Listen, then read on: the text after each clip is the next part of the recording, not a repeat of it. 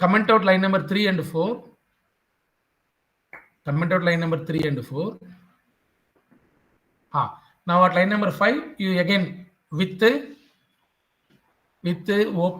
myjson.json, myjson.json double quotes, comma r plus. This time we open it in the r plus mode as fp colon json.load bracket, within bracket you should give fp.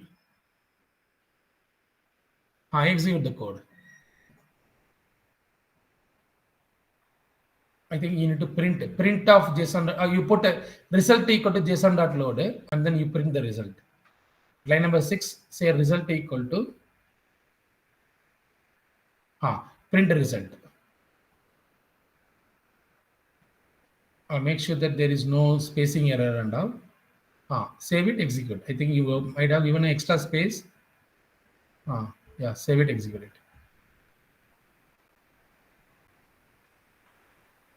Scroll down. Something is fishy. You see that now? K10, V10, K20, V20. So guys, this is how you can write some content into the JSON file. You can read the content and form a Python object back from a JSON file. Command is dump load. Always a dump will write into the JSON file. Load will read from the JSON file. Now instead of dictionary, if you have string and all, you can try with the dumps loads. S stands for string. Okay, is that fine, Anushka? Is that fine? Only in place of dictionary, we have to write the string and it will read that one. You need to use dumps loads. That S stands for string. Okay, thank you. So guys, thanks a lot. Okay, I really appreciate for dedicating your valuable time. Okay, now please continue to stay in touch with us.